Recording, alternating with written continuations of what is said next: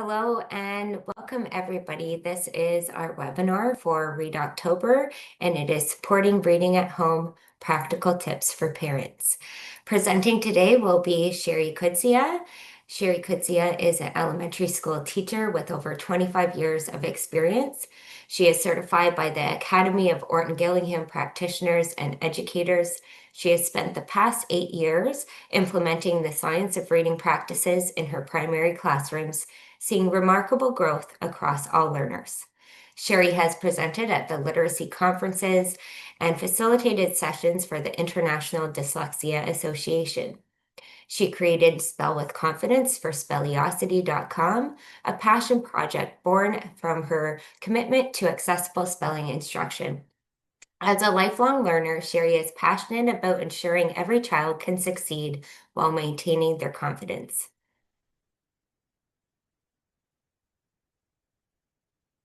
Before we begin, I would like to do the land acknowledgement. We acknowledge that IDA Ontario serves citizens on the traditional territories of the First Nations of Ontario, the Ojibwe, Chippewa, Anishinaabe, Iroquois, Mohawk, Huron-Wendat, Attawandaron, Cree, and Moose Cree, Oneida, and Algonquin peoples. We recognize and deeply appreciate their historic connection to this province. This acknowledgement reminds us of our responsibilities to our relationships and the ancestral lands on which we learn, share, and live. A little housekeeping before we begin. This session will be recorded.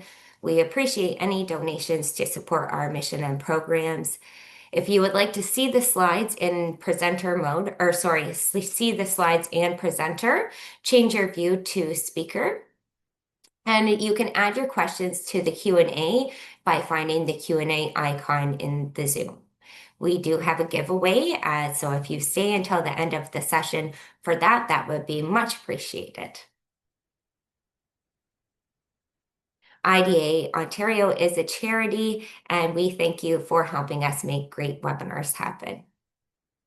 And welcome, Shari. Okay, hello everybody, and thank you for coming. Here is an overview of what we'll cover today. We'll cover simple ways to support your child at home, starting early, even before they begin school. We'll talk about how children learn how to read from sounding out simple words to tackling complex and longer words. We'll explain what to watch for, some signs that your child might be struggling with reading. And Jackie Wild at the end will be talking about building partnerships with schools. She'll share with you how you can advocate for dyslexia awareness and strong literacy practices at school. So before we dive in, I think it's important to situate myself and let you know where I'm coming from. I have a 21-year-old with dyslexia and inattentive ADHD, finally getting diagnosed in grade 5 privately because the school didn't think there was anything wrong. I'm sure many of you probably have this same experience. He was an early reader, so he could memorize smaller words. And my training told me that because he could read in kindergarten, he would not be encountering any more reading difficulties. But the psychologist, thank goodness, knew about dyslexia and named it dyslexia in his report and told me in grade 7 and 8 I would start to see some difficulties. So part of every psychologist training is to be qualified to diagnose learning disabilities, but not all put the word dyslexia on their assessments. And not all of them work frequently with those that have learning disabilities. If you have any questions about diagnoses and psych eds, be sure to register for our webinar on October the 30th with Dr. Brenda Miles. So clearly my teacher training, including reading recovery, where I was told I was a reading specialist, wasn't helping him. Therefore, knowing I was also failing my students. So I went back to school. I got research-based training in literacy instruction. The school system failed my son, and I don't want this for any of my students. So that's where I am coming from. So many parents feel pressure to fix reading difficulties at home. And I want to reassure that keeping your support light, stress-free, and supportive is the best way to help your child. Christopher Such says struggling readers need trained teachers, not well-meaning volunteers or parents. So the best parent support you can give is a stress-free, joyful literacy experience. When home becomes another classroom, kids will often shut down, and your power is in advocacy, not in intervention. So again, your role is to nurture the love of reading and advocate, and the school's role is to teach the skills. Schools have the responsibility to teach all children to read and write. The reading you would do with your child promotes oral language skills, background knowledge, but schools should be teaching the mechanics. So you can't talk about reading without talking about writing. Early support with a good tripod pencil grip and proper letter formation is very important. It's hard to correct later, so the earlier they start, the better, with a capital letter for their first initial letter rather, and lowercase for the rest. This will support fluency and speed, and it will also reduce cognitive load, fatigue, and errors. This pencil grip and being able to do letter formation automatically. When talking about reading and writing, it's also important to talk about how working memory impacts learning. So, unlike simple short term storage, working memory is active. Most researchers say that our working memory can only handle 3 to 5 chunks of information at once. So, for example, if I was asked to memorize a 10-digit number, I would find it difficult. If I knew the area code was 416 and this area code was something I didn't have to think about, I'd now only have to memorize 7 digits. This is much easier. So when basics like spelling or handwriting become automatic, mental space opens up for real learning. Without strong fundamentals, the brain gets overloaded, especially for people with a weaker working memory, as is common for many with ADHD. Building automatic skills, breaking tasks down, and reducing distractions are a few things that help. So, helping with articulation is important. Talking about how sounds are actually made in their mouth, not what they hear. So, for example, many kids will say think or free for three, and teaching them to stick their tongue between their teeth whenever there's a word with a TH is an important thing. It helps connect sounds to spelling. Talking about how the L can be made with your tongue behind your front teeth, these kinds of things. You can imagine if somebody is saying three for free and they see the word three, they're not going to even think it's the word three because they're looking for an F. So we also want to make sure that sounds are pronounced correctly. So instead of saying p and k and ma, we want to say p and k and ways that we can help children continuously blend. I'll talk more about that. Here there are some resources for you to check out later about how to pronounce sounds properly.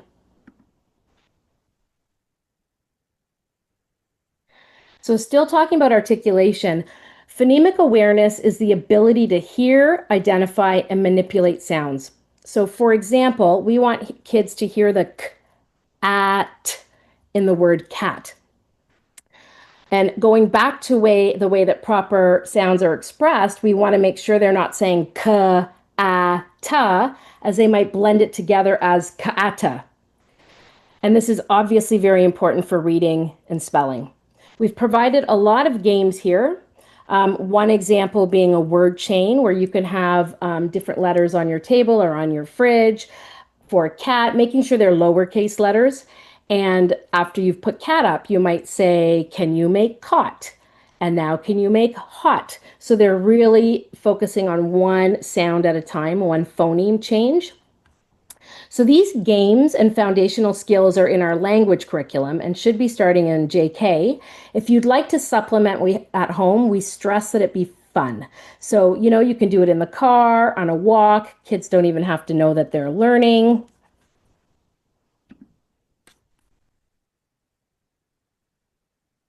And letter sound recognition to automaticity is also very important. So here we've provided you some games.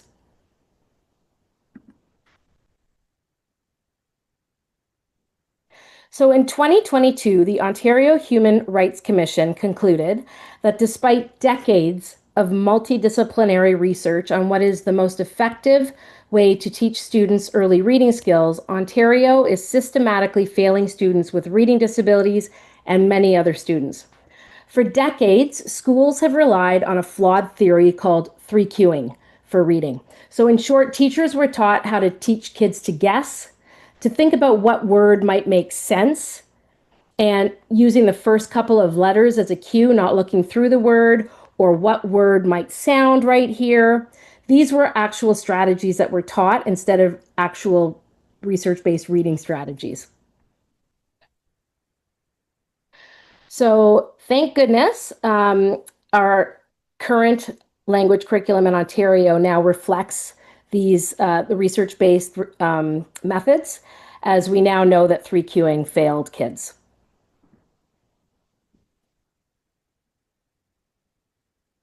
So I remember having Eagle Eye and Try and Lion and Skippy Frog up in my classroom, but these do not help.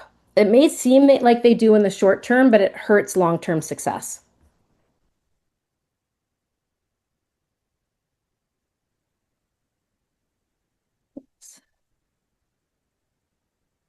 Sorry.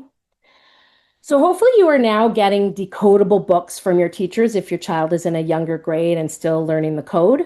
I want to stress that decodable books are practice books. So this does not take the place of the rich literature or the chapter books that you read to your kids. So in decodable texts, most of the words are made up of letter sound correspondences that your child has learned. So they shouldn't be at home struggling through these books. They encourage sounding out. You cannot guess from the picture. They're systematic in phonics and word complexity. And you can see here's the first book in this series, and there's not too much that the kids need to know. They need to know a, k, or rather, I just said k, a, k, t, and m, and also the two sounds of short a, including a schwa. Getting into schwa right now is too complicated, but if you want to learn more about it, there's a video here for you. It's actually the most common vowel sound kids will hear. So you may actually find some of these in your public library.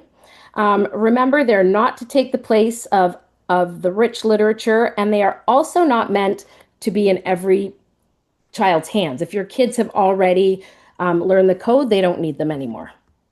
They're teaching books. So for the longest time, these were the kinds of books that we were using. These promote guessing, not reading. You can see that if children were really reading this Fontes and Pinnell book, they would need to know all of these things. And this is actually a level A book 1. So clearly you can see that it's encouraging them to guess based on patterns. That's not reading. You'll often see kids reading the pictures or not even looking at the book as they are reading. And you can also see here that well-meaning publishers are encouraging 3Qing system. They might not understand the complexity of our writing system, but going to the sea park is not a word that, or rather not a book that is meant for somebody who is still learning all of their sounds. And the same with these first little readers.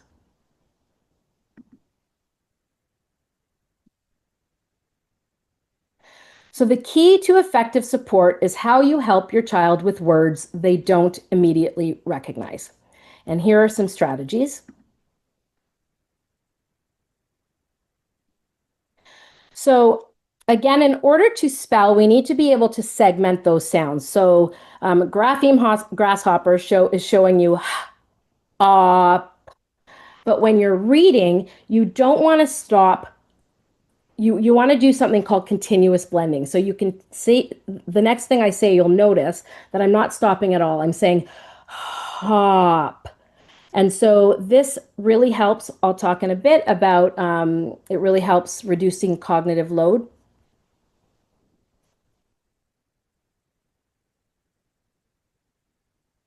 Understanding how words work when you get to longer words is very important. So Understanding that every syllable, every spoken syllable has a vowel sound. So if I teach my students to hum their syllables, so I would ask them to put the word bicycle, for example, in their mouth and then say it while their lips are closed. Mm-hmm. And you can hear that there are three hums. So we know that there are three vowels.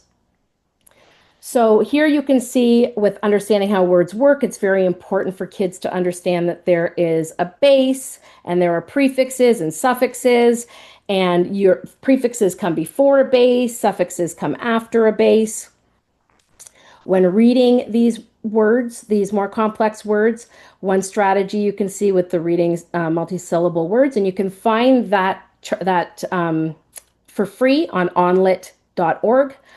So if my students see a bigger word, we cover up the prefixes and the suffixes, we find the base, and then you locate the vowels, knowing that every vowel is going to have a syllable there. And then we read the vowels and then start reading the whole word. So you can see even with a shorter multisyllabic word like cabin, there are two vowels. There's an A and an I. And so teaching kids to toggle is an effective strategy. So if they came across cabin, I usually tell my students to start with the short vowel. So I would ask them to go cabin. And then does that make sense? Yes. Is that a word rather? Yes. But for hotel, they might say hotel. Is that a word? No. Okay, let's try the long vowel then. Hotel. Is that a word? Yes. So these are a few strategies on how to decode longer multisyllabic words.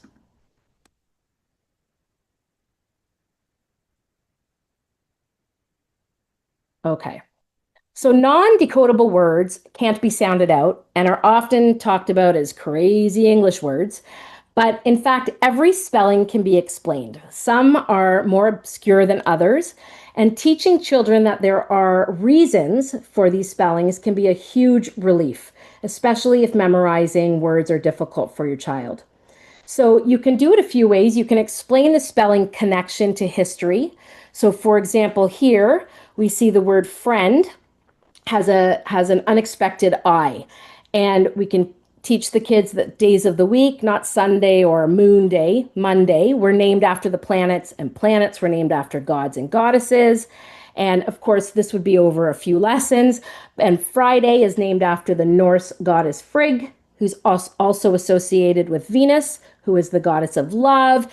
And because of that, if you go far back enough, you can find the pi root to love is part of the history of Friday and friend, which is attached to Frigg. Everything's about love. Another way is to help with orthographic mapping. So trying to help store these unexpected spellings in the long-term memory. So you could say the word friend, and then you would spell it on your arm, Friend, one tap for per graphemes or for sound the letters that are associated with the sound. So for example, chick would be spelled Chick, three taps. And then you would write the word one time and naming the graphemes as you write it. So you would write while saying Friend,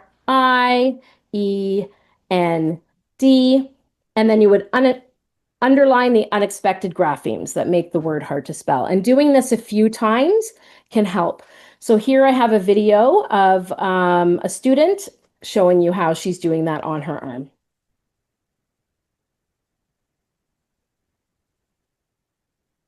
So here are some signs that your child might be struggling. Children who are struggling may sound it out one day, but forget it the next. And if they did really know it that last day, they would have read it. The grapheme phoneme connection, the letter sound connection might not be in their long-term memory yet. So saying things like, you know this word, can make children really feel embarrassed and discouraged. Instead, say things like, let's practice more.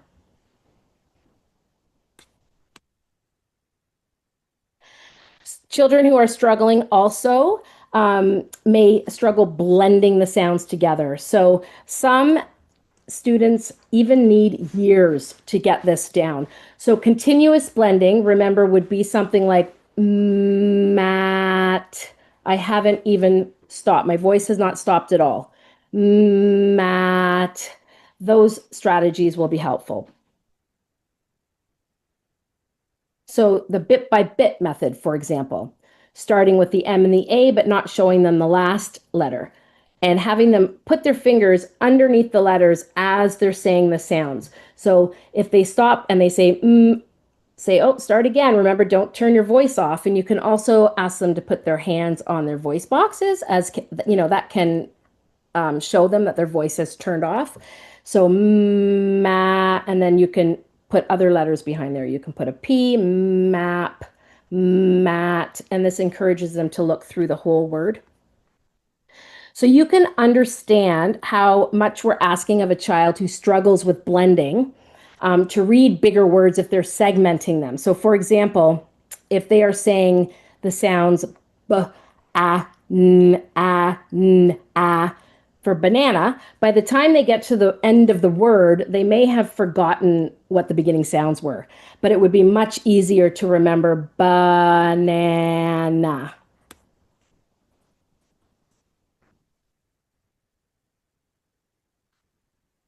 So you could start by practicing with 3-letter words and then 4-letter words using all of the continuous sounds. So those are sounds that you can say forever.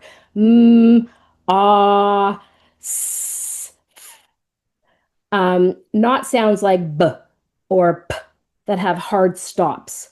Those can be more difficult. So for example, for the word cat, I don't want my students to say k, at. So what I've taught them, and it seems to be working, is that they know that there's a phoneme.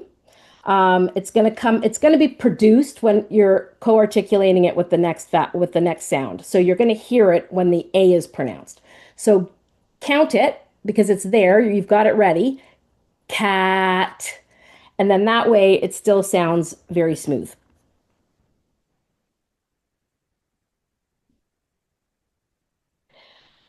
So children who are struggling may struggle to decode those multisyllabic words.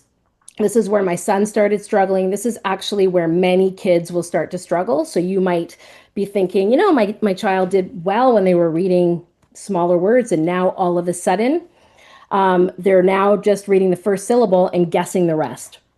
This happens often. So these strategies will help. Again, looking at the base, the prefixes, the suffixes, finding the vowels.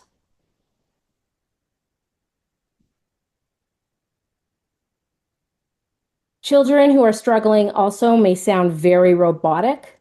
The cat went to the, etc. This is happening because they're still really working hard to decode. So because their working memory is taking over the decoding part, comprehension can be affected.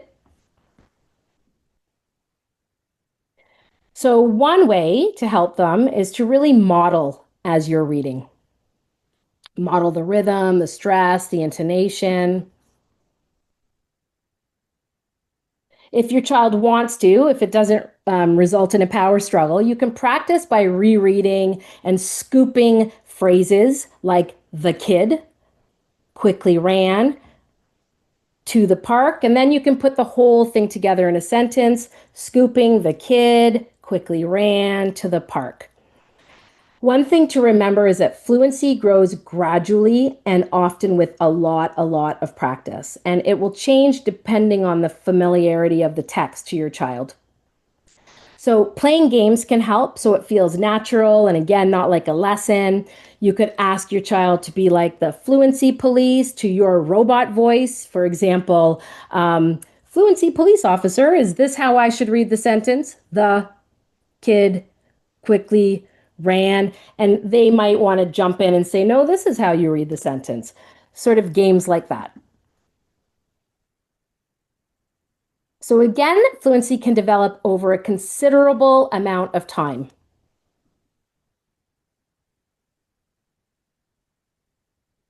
Children who are struggling may miss the meaning, even if they're reading fluently. So you could support your child by asking questions as you're reading. You could think aloud to model how you interact with the text.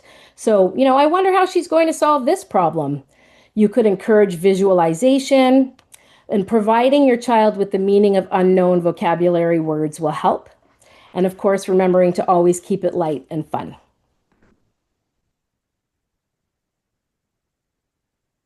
So, children who are struggling may show frustration and may be very disengaged.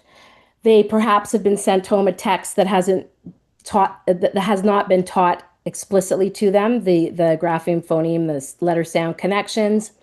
Some children need significantly more practice than their peers, which can lead to frustration. I mean, imagine knowing that you're doing homework while your sibling who doesn't struggle is outside playing. So if reading is harder for your child, additional practice at home may leave them more exhausted than supported. So you have to really monitor that.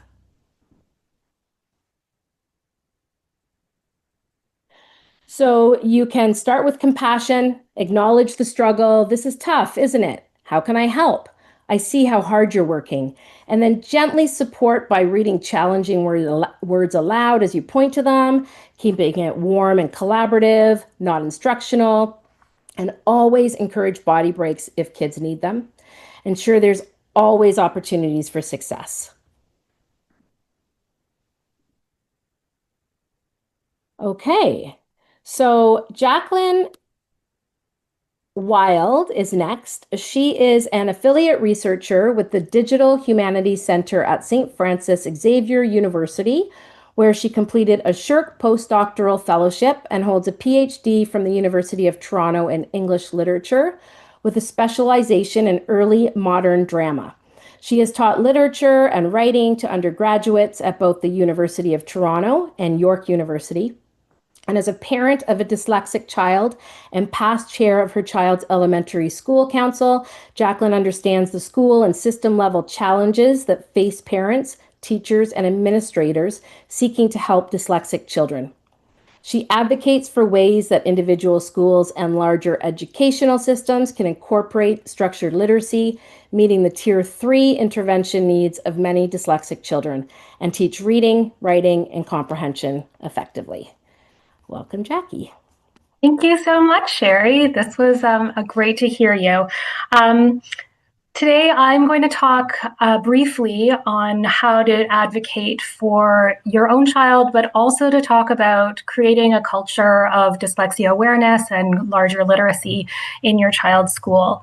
Also about how to create connections in your school that can help you and your child and other students through this culture of literacy. So to tell you a little bit more about my journey into this, as you heard, I love reading so much that I got a whole bunch of degrees in it.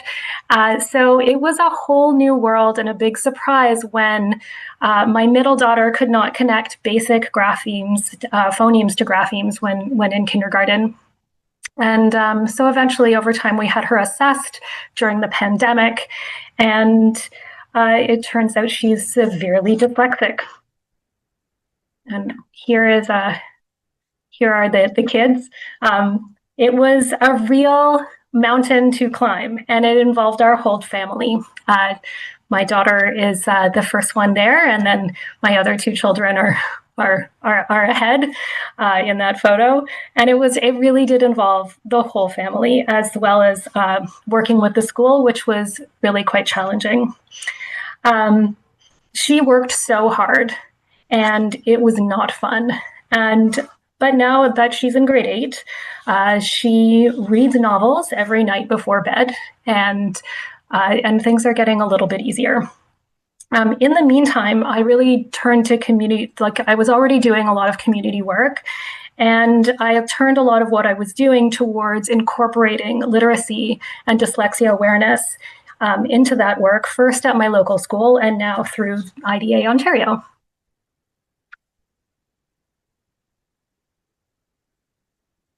So advocating for your own child and their literacy needs at school can be its own webinar. So we only have a few minutes this evening. I would direct you first to the Dyslexia Canada Parent Handbook. And the image is there. You can Google it, and it's free for download. It's a really amazing resource. And in it, you'll find information about dyslexia, information about screening, about interventions, about accommodations, and your legal rights. It will help you understand some of the terms and the language that's used, and also what the expectations could be to help you navigate through the school system with your child. Also, we have an IDA Ontario email address, and if you are in need of support, you can contact us through that email address.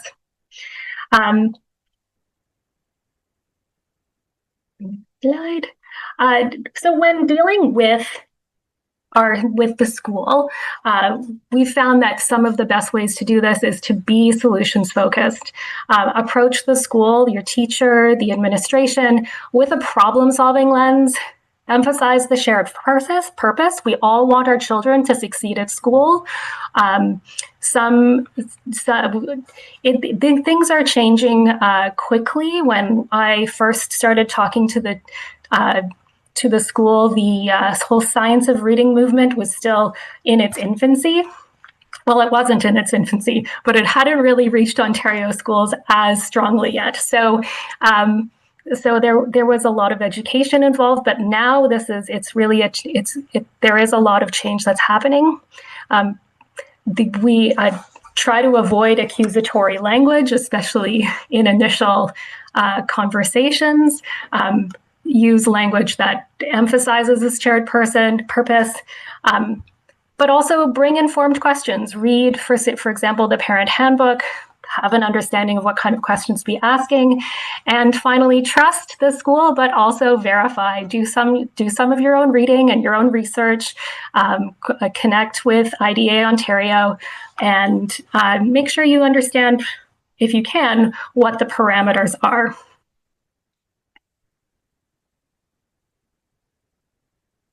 So here are a couple of top questions to ask your school. This can be either for your teacher, resource, or for the administration. What is a literacy plan to bring my child up to grade level? What is the screening process? And what is the continued assessment plan? These are important so that you have, you understand, a screener is so that you understand what the, where your child is in their reading journey, and they will be assessed, and then it has to continue along the year. What is their plan? How are they going to get your child up to grade level? And they can give you a roadmap for that. What tiered interventions are available at the school? Interventions are in a tiered system. There's a tier 1, which is in classroom with the whole class. Tier 2 intervention is considered as a small group intervention and can be either out of class or in a small group in class. And tier 3 intervention is going to be much more either 1-to-1, maybe up to 1-to-3, and much more intensive. So what interventions are available, and what does my child qualify for? You'll also want to ask about collaborating to create an IEP, the Individualized Educational Plan. How are you going to ensure that that plan is going to be followed? So these are just a few questions to be asking your school.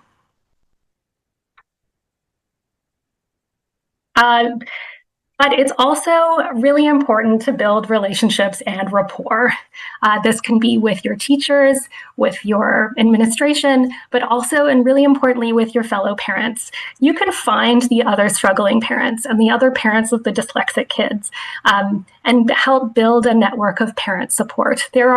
Statistically, they're going to be out there, and they're going to be in your school. So everything that I'm going to suggest here, I understand that it really depends on bandwidth. I know that sometimes it feels like helping your dyslexic child through school and learning how to read is a full-time job in and of itself. And And so this is not to pile on more expectations. This is really just to open up ideas for things that you can do, parents and caregivers, to make real changes in schools and changing the conversation around literacy and dyslexia. It's good to know that there are sometimes things that we can do, especially in the face of large bureaucracies. So some of these suggestions are joining the school council. You can volunteer for events at the school. This can, like, even just pizza day, to get to know the other parents and start asking some questions and getting conversations going. Showing up to fundraisers just to help out. This gets you meeting other parents, other teachers, and the administration. A lot of schools have reading programs in their library with volunteers, and that's definitely a way that you can meet other families who have kids who are struggling with reading. Also, just meeting collaboratively with teachers, administration, and resource with questions and suggestions and requests for home support, so that you're just really involved in the literacy plan of the school. Some ideas with school council to educate and create cultural shifts towards literacy are you can do things like fundraise instead of through a dance-a-thon. You can do a read-a-thon this year. On our school council, we always have discussions about how to spend the money, and we canvass the teachers and we canvass ask the administration, but we also take our own suggestions, and they can be things like, what should we spend? We can spend money on literacy supports, like decodables for the library. We already had them in classrooms, but there weren't any for the library, and that meant that there weren't any for those volunteers who are in the library who are working with kids. For a family information night, you can do a theme on what is the science of reading, or how has the teaching of reading changed in the last 5 years, because people with older kids and younger kids may notice a real difference. That might be something of interest. You can also do a family literacy night with like all the decodables out, hold it in the library, maybe what is dyslexia booth, manipulatives, games for the kids, just like things that both build community and also prioritize literacy. On the more heavily engaged side of things, and more with the administration, you can also do things like join your school improvement planning committee. Lots of boards have them, and parents can join them. They're part of many schools. And that is one way that you may even be able to have access to some data may be able to be shared with you as you plan with the administration and with a teacher on a committee about what areas of the school can use improvement and how to go forward. And so literacy can be on the agenda. You can create your own literacy committee working with teachers at a school if teachers are interested in these things.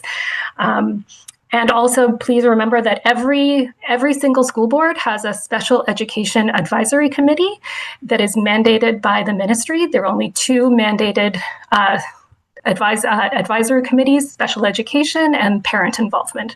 So you can be a member at large, you can join the advisory committee, or you can even just start going to some of the meetings, and there might be some subcommittees that you can join. Okay, and now I will pass this over to Daniela. Thank you so much. Thank you, Jackie. Until everyone can read. This is our slogan and what we work towards. And it does take collective voice and continued collaboration. October is Dyslexia Awareness Month.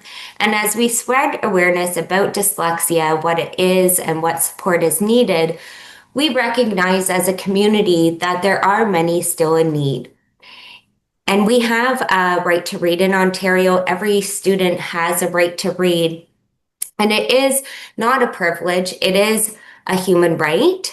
And that means that they have a right to effective instruction and the intensity of interventions and supports that they need in order to learn to read. And it doesn't end in a certain grade either. So when you want to learn more about the right to read, we have put here our Right to Read Symposium, which was from 2022. You can also look up the OHRC Right to Read Inquiry, as well as the 2-year update, which did highlight what progress had been made and what work was still needing to be done.